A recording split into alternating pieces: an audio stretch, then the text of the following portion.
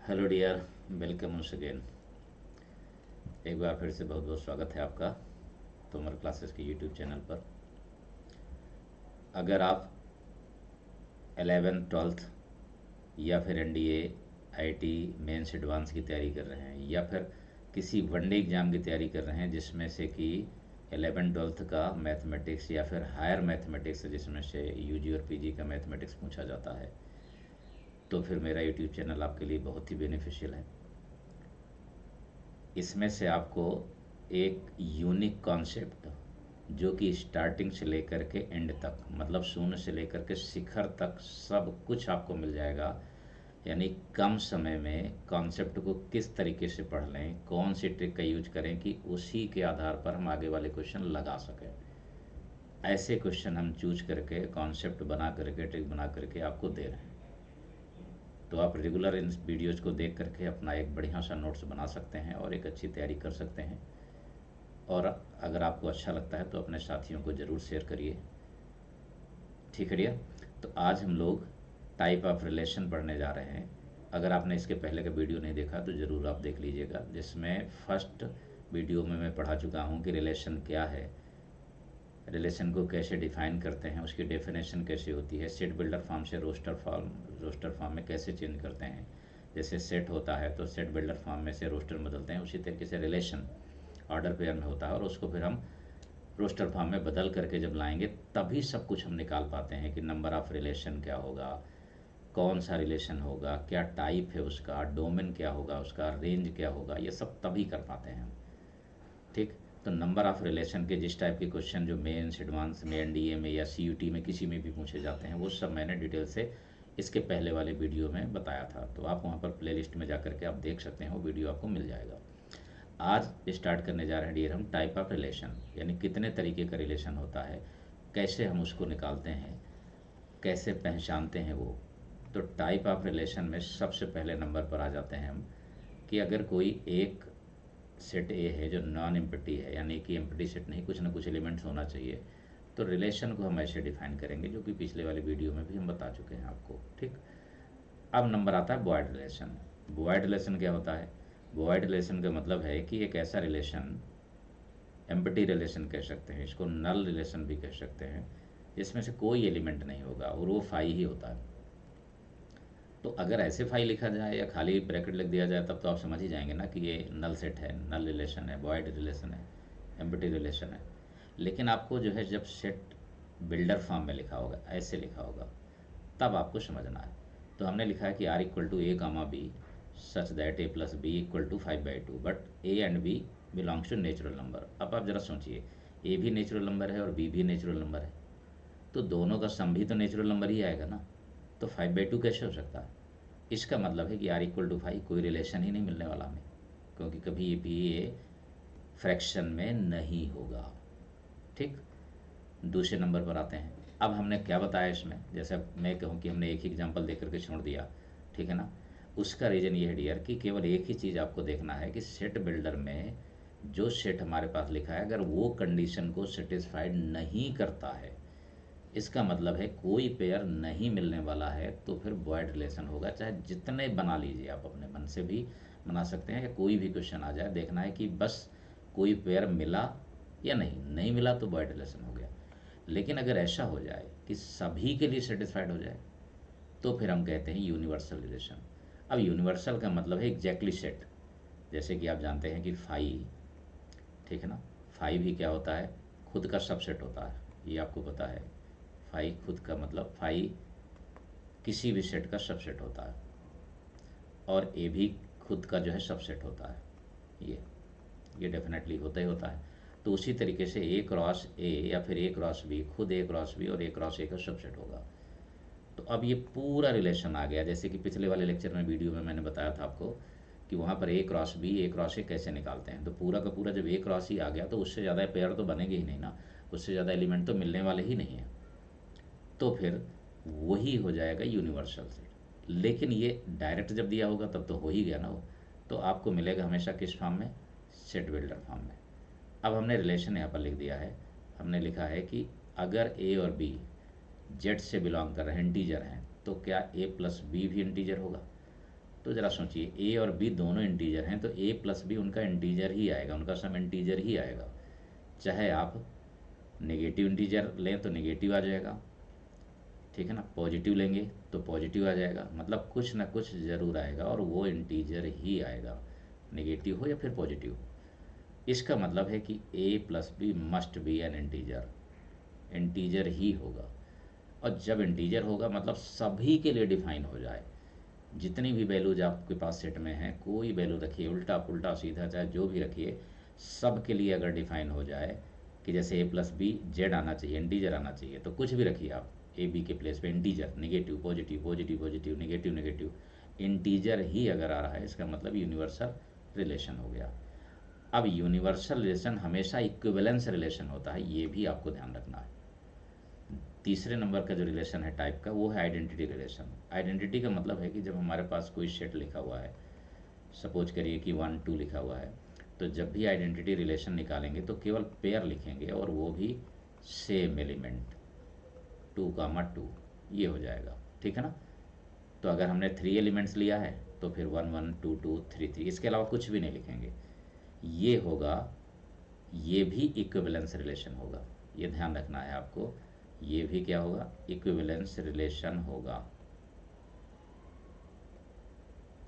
ये भी equivalence relation होगा। और इसके जो पहले आपने पढ़ा, ये भी इक्विवेलेंस रिलेशन होगा, ये भी इक्विवेलेंस, ये दोनों के दोनों, ठीक है, इक्विवेलेंस रिलेशन होंगे, मतलब तुल्यता संबंध होगा, जिसमें से कि जो है रिफ्लेक्सिव भी होगा, सिमेट्रिक भी होगा, ट्रांजिटिव भी होगा, जो आगे भी पढ़ने जा रहे हैं, ठीक। इक्विवेलेंस रिलेशन बनेगा ही बनेगा। अब आइडेंटिटी में सिर्फ आइडेंटिकल पेयर ही लेना है, जितने एलिमेंट्स है उतने ही लेना है डियर। रिफ्लेक्सिव का जब नंबर आएगा तो रिफ्लेक्सिव में खास ये है कि जब हम सेट फॉर्म में लिखेंगे, सेट बिल्डर फॉर्म में, तो कंडीशन ये होना चाहिए कि अगर ए रिलेशन बी है तो फिर सेम रिलेशन A2 में आना चाहिए, यानी जो रिलेशन आप ए से बी में बता रहे हैं क्वेश्चन के अकॉर्डिंग, वही रिलेशन ए से ए रख देने पर भी बनता दिख जाए आपको, तो फिर हमको उसको कहेंगे स्वतुल्य या फिर रिफ्लेक्सिव रिलेशन। लेकिन जब रोस्टर फॉर्म में लिखा होगा ऑर्डर पेयर में, तो पूरे आइडेंटिकल पेयर आपको दिखना चाहिए। अगर पूरे आइडेंटिकल पेयर आपको दिख रहे हैं, इसका मतलब है कि डेफिनेटली वो रिफ्लेक्सिव हो जाएगा। दोनों मेथड बहुत सिंपल है, ठीक है ना। अभी एग्जांपल देकर मैं आगे क्लियर करता हूँ आपको। सिमेट्रिक समझ लीजिए पहले। सिमेट्रिक में क्या है, सिमेट्रिक में अगर ए और बी है आपके पास, तो बी और ए भी होना चाहिए, अगर ऑर्डर पेयर के फॉर्म में लिखा है तो। अगर ऑर्डर पेयर के फॉर्म में लिखा है तो ए बी है तो बी ए भी होना चाहिए, 1 2 है तो 2 1 होना चाहिए, 3 2 है तो 2 3 होना चाहिए, 1 4 है तो 4 1 होना चाहिए। लेकिन जैसे ही आप सेट बिल्डर फॉर्म में देखेंगे आप, तो जब ए आर बी लिखा है, यानी ए से रिलेशन बी का है, तो दोनों को इंटरचेंज करिए और चेक करिए कि बी से ए का वही रिलेशन होगा। जैसे कि एक भाई और बहन है, तो बहन कह सकती है कि ये मेरा भाई है, और भाई नहीं कह सकता कि ये मेरा भाई है, उसको बहन बोलना पड़ेगा, यानी ये सिमेट्रिक रिलेशन नहीं है। एक्स ग्रेटर देन वाई है तो वाई ग्रेटर देन एक्स नहीं हो सकता, लेकिन एक्स इक्वल टू वाई है तो वाई इक्वल टू एक्स हो सकता है, तो फिर ये सिमेट्रिक हो जाएगा। ट्रांजिटिव में क्या कंडीशन होती है डियर, ट्रांजिटिव में क्या होता है, 3 एलिमेंट आएंगे। रिफ्लेक्सिव में सिंगल एलिमेंट ही 2 बार लिख दीजिए, सिमेट्रिक में 2 एलिमेंट को उल्टा पुल्टा कर दीजिए, यानी इंटरचेंज कर दीजिए। ट्रांजिटिव में आपको 3 लेना होगा, पहले 2 एलिमेंट ए और बी आपने लिया तो वो रिलेशन के एलिमेंट हैं, यानी ऑर्डर पेयर हैं, आर में दिए हैं। एक बी सी भी दिया होगा, ए से बी है तो बी से सी होना चाहिए, मतलब 1 से 3 है तो 3 से ज़रूर शुरू हो आगे वाला, आगे चाहे कुछ भी लिखिए, तो फिर 1 3 नज़र आना चाहिए, फिर 1 3 दिखना चाहिए आपको, जो 1 2, ठीक है ना। 1 3 है, 3 2 है, तो ये दोनों जो है, ये दोनों मिलना चाहिए, ऐसे पेयर आपको लेना है इसमें से, ठीक। तो ए सी बिलोंग होना चाहिए, जैसे मैंने एग्जांपल में बता दिया आपको। या फिर आप ऐसे लिखें कि अगर ए रिलेशन बी है और फिर बी रिलेशन सी भी है, तो डेफिनेटली ए रिलेशन सी होना चाहिए, कभी भी सी रिलेशन ए नहीं लिखेंगे आप, ये नहीं होगा, बिल्कुल भी ध्यान रखिएगा, ए से सी में ही होना चाहिए। तो ये अगर ये तीनों के तीनों मिल गए तो फिर हम कहेंगे कि वो इक्विवेलेंस रिलेशन होगा। एग्जाम्पल पे आते हैं, देखिए हमने रिलेशन आर में ले लिया 3 एलिमेंट्स। अब इसके अकॉर्डिंग पूरे चेक करते हैं, एक एक करके ज़रा देखते चलिए। हमने R1 लिया कि 1 1 भी है, 2 2 भी है, 3 3 भी है। मतलब पहले मैं ले रहा हूँ किस फॉर्म में, ऑर्डर पेयर फॉर्म में। तो 1 1 लिया, 2 2 लिया, हमने 3 3 ले लिया। अब 1 2 ले लिया और 2 1 भी ले लिया। अब आपको चेक करना है तीनों में से कौन होगा। तो पहली बात, आइडेंटिकल पेयर पूरे दिख रहे हैं, ये 3 हैं तो 3 दिख रहे हैं, तो इसका मतलब रिफ्लेक्सिव हो गया। अब इसके बाद सिमेट्रिकल पेयर, सिमेट्रिकल पेयर 1 2 है तो 2 1 दिख रहा है आपको, तो इसका मतलब है कि सिमेट्रिक भी हो गया। ट्रांजिटिव में क्या करते हैं, इन्हीं को देख लेते हैं आप। जैसे ये देखिए 1 से 1 मिल रहा है आपको, है, इनको उल्टा लिख दीजिए, 2 1 लिखिए आप और 1 2 लिखिए, ये भी आपको 2 2 दिख रहा है, इसका मतलब ट्रांजिटिव हो गया। ट्रांजिटिव प्रूव करने में बहुत सारे स्टूडेंट से बहुत बड़ी गलती होती है, मैं बताता हूँ आपको। जो भी सिमेट्रिकल पेयर हैं उनको उल्टा पुल्टा दोनों लिख दीजिए। जैसे पहले 1 2 है फिर 2 1 था, तो अब इसको पहले हमने ले लिया 2 1 फिर 1 2 कर दिए, और देख लेंगे कि फर्स्ट और लास्ट, फर्स्ट और लास्ट अगर आपको मिल रहा है, फर्स्ट और लास्ट मतलब ये फर्स्ट और लास्ट अगर आपको मिल रहा है पेयर यहाँ पर, तो इसका मतलब ट्रांजिटिव हो गया। तो ये रिलेशन रिफ्लेक्सिव भी है, सिमेट्रिक भी है और ट्रांजिटिव भी है। अब जरा आगे आते हैं। अब हमने फिर से लिख दिया है कि 1 1 तो है, 2 2 भी है, ठीक है ना, 3 3 नहीं दिख रहा, इसका मतलब है, इसका मतलब है कि रिफ्लेक्सिव नहीं होगा, रिफ्लेक्सिव नहीं होगा ये। 1 2 है, 2 1 है, ठीक है ना, मतलब 3 3 आप देख रहे हैं कि डज नॉट बिलोंग्स टू, इसके according does not belongs to R2, R2 में नहीं है। लेकिन 1 2 और 2 1 ये है, और ये 1 1 भी है। 1 1 होने की वजह से 2 1 लिखें, अगर आप 1 2 लिखें तो 2 2 भी है, इसका मतलब 1 1 भी है, 2 2 भी है, तो ट्रांजिटिव भी हो गया, ये सिमेट्रिक भी हुआ, लेकिन रिफ्लेक्सिव नहीं हुआ। बहुत ही सिंपल वे में आप तुरंत देख करके समझ सकते हैं, देर नहीं लगेगी। जो ट्रिक बता रहा हूँ बस वैसे ही आप समझिएगा उसको, ठीक है ना। इसके बाद नेक्स्ट पर आ जाइए, जरा थर्ड एग्जाम्पल को देखिए। हमने 1 1 लिखा है, 2 2 लिखा हुआ है, 3 3 लिखा है, 1 2 लिखा बट 1 3 नहीं है, तो रिफ्लेक्सिव तो हो गया। लेकिन 1 2 है लेकिन 2 1 बिलोंग नहीं कर रहा R3 में, इसका मतलब सिमेट्रिक नहीं होगा। 1 3 है, बस एक भी छूट गया तो छोड़ दीजिए, फिर ज़्यादा सोचने की ज़रूरत नहीं है आपको। अगर एक भी छूट गया है, 3 1 नहीं है हमारे पास इसमें R3 में, इसका मतलब है कि ये सिमेट्रिक नहीं होगा। एक भी पेयर छूट गया तो सिमेट्रिक नहीं होगा डियर, ये ध्यान रखिएगा आप इसको, ठीक। ट्रांजिटिव की बारी आती है कि ट्रांजिटिव होगा कि नहीं होगा।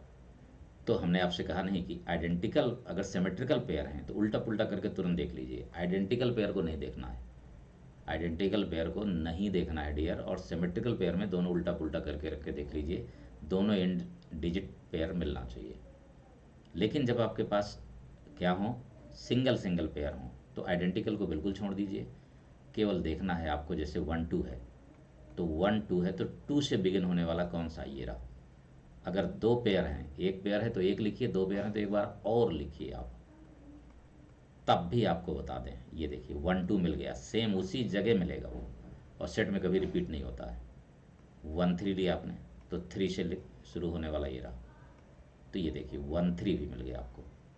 मतलब जो है इससे आना चाहिए 1 2, वो आपके पास है, इससे आना चाहिए 1 3, वो भी आपके पास है। इसलिए ये ट्रांजिटिव भी हो गया, रिफ्लेक्सिव हो गया, बट सिमेट्रिक नहीं हुआ, ठीक है ना। मतलब इतना आसान तरीका मैं बता रहा हूँ आपको कि आप तुरंत देख करके बना लेंगे।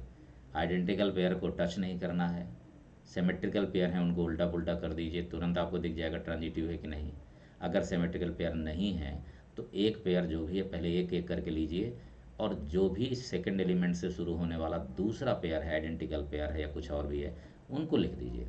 फर्स्ट और लास्ट, फर्स्ट और फोर्थ को पेयर बनाइए, अगर वो उसमें दिख रहा है पहले से ही, ठीक है ना, जिसको आप ले रहे हैं वही है ना, तो रिपीट नहीं होता है ना, इसलिए वही माना जाएगा, तो ट्रांजिटिव हो गया तुरंत ही। फोर्थ में आ जाइए डियर। फोर्थ में देखिए 1 1 है, 2 2 है, 3 3 है, तो रिफ्लेक्सिव तो हो गया। 1 2 है, 2 1 है, 3 2 है, 2 3 है, तो सिमेट्रिक भी हो गया। अब आपके मन में ये बात आएगी कि ये भाई सर ने तो बता दिया कि जो है सिमेट्रिकल पेयर को हम लेंगे तो पूरा पूरा मिल रहा है। ज़रा गौर से देखिएगा, सिमेट्रिकल पेयर में आपने जब 1 2 और 2 1 लिया तो 1 1 प्रेजेंट है। अगर आपने 2 1 लिया उल्टा करके 1 2 लिया तो 2 2 रिप्रेजेंट है। अगर आपने 3 2 लिया और 2 3 लिया तो 3 3 रिप्रेजेंट है। अगर आपने 2 3 लिया और 3 2 लिया तो 2 2 रिप्रेजेंट है। तो इसका मतलब ट्रांजिटिव हो गया, ये ट्रांजिटिव हो गया बड़े आराम से। लेकिन इसमें एक चीज़ और भी है ना जो हम आपको बता दें इसमें से, वो भी समझ लीजिए आप। इसमें यहाँ पर आप जैसे 2 3 ले रहे हैं तो 3 से स्टार्ट होने वाला कितना है, 2 1 ले रहे हैं तो उससे स्टार्ट होने वाला कितना है, ये थोड़ा सा पेयर आपको और इसमें से देखना होगा। तो जैसे आपने 2 1 लिया है, ठीक है ना, अब 2 1 लिया है आपने, तो जैसे यहाँ पर ये देखिए, अब आपने यहाँ पर पेयर लिया 3 2। अब 3 2 से स्टार्ट होने वाला 2 3 था तो आपने ले लिया, लेकिन अभी एक पेयर और बना है। जैसे मैंने कहा था कि एक जितने भी पेयर हैं वो सब लेना है, तो 2 से बिगिन होने वाला एक ये भी रहा 2 1। जैसे आपने इसको लिया तो 3 1 आ गया। अब आप खुद देख लीजिए कि 3 1 does not belongs to R4, नहीं है। इसका मतलब है कि ट्रांजिटिव नहीं होगा, केवल रिफ्लेक्सिव और सिमेट्रिक ही होगा। ठीक है डियर, तो इस तरीके से हम इसको चेक कर सकते हैं बड़े आराम से। अब आते हैं ज़रा दूसरे टाइप के क्वेश्चन, उसमें मैंने सभी केस आपको बता दिए, यानी रोस्टर फॉर्म का दुनिया का कोई भी क्वेश्चन आपको मिल जाए बहुत ही आराम से आप चेक कर लेंगे कि कौन सा। कभी कभी ऐसा होता है कि सिमेट्रिकल पेयर्स देने के बावजूद भी अगर 2 पेयर बन जा रहे हैं, अगर 2 पेयर नहीं बन रहे हैं स्टार्टिंग से, यानी कि सेकंड वाले एलिमेंट से बिगिन होने वाले, जैसे 2 3 था 3 2 था, तो 2 से अगर 2 बन रहे हैं तो ज़रूर उनको एक बार आप चेक कर लीजिए। और जब सेट बिल्डर की बात आ जाएगी डियर इसमें, तो सेट बिल्डर फॉर्म में आपको करना क्या होगा कि जब हम रिफ्लेक्सिव प्रूव करेंगे तो जो एलिमेंट ए कॉमा बी लिखा है सेम एलिमेंट दोनों रख देंगे ए कॉमा ए करके। मैं एक ऐसी टेक्निक बताता हूँ इसमें से कि चाहे जैसा भी आएगा सही कर ले जाएंगे आप। जैसे यहाँ पर लिखा हुआ है एक रिलेशन जो एन क्रॉस एन में डिफाइन है, ठीक है ना। रिलेशन है R equal to A comma B, but A plus B एक इवन नंबर है, ठीक है ना, और ए और बी दोनों के दोनों नेचुरल नंबर हैं। ए भी नेचुरल नंबर है और बी भी नेचुरल नंबर है, ठीक।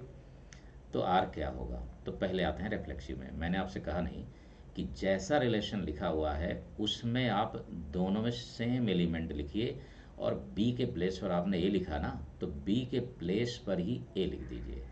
अब ये बना 2a, अब ए तो नेचुरल नंबर है ना, और 2 से मल्टीप्लाई करेंगे तो ऑलरेडी इवन आएगा। इसका मतलब है रिफ्लेक्सिव हो गया। कंडीशन सेटिस्फाइड कर जाए तो रिफ्लेक्सिव हो गया। सेम कंडीशन रिफ्लेक्सिव में आपको कुछ नहीं, उल्टा कर देना है। आप पेयर को उल्टा कर दीजिए ए और बी को, और फिर जो कंडीशन दी है, चाहे वो डिविजिबिलिटी दी हो, चाहे इवन ऑड दिया हो, चाहे कंडीशन दी हो, चाहे इक्वेशन दिया हो, ठीक है ना, चाहे सम दिया हो, चाहे प्रोडक्ट दिया हो, चाहे डिफरेंस दिया हो, चाहे कुछ भी लिखा हो, आप ए और बी के प्लेस को चेंज करिए। और अगर आपको लगता है सेम है, तो जब क्वेश्चन में पहले से ही बोल दिया कि ए और बी इवन है तो बी प्लस ए भी इवन होगा। भाई 2 + 4 इवन है तो 4 + 2 भी तो इवन होगा, तो सिमेट्रिक भी हो गया। ठीक, मतलब जो टेक्निक बता रहा हूँ, क्वेश्चन आप 1 करिए या 10 करिए, 500 करिए, उससे कोई फ़र्क नहीं पड़ता है। लेकिन मैथ में क्वेश्चन तो बहुत सारे करे जाने हैं, और क्वेश्चन की प्रैक्टिस सीट भी हम आपको देते चलेंगे साथ में। इसका एक आपको टेलीग्राम मिलेगा, उस टेलीग्राम को आप ज्वाइन कर लीजिएगा, फ्री टेलीग्राम है। और उस टेलीग्राम में ज्वाइन करके आप उन पीडीएफ के क्वेश्चंस को आप आराम से लगाइएगा।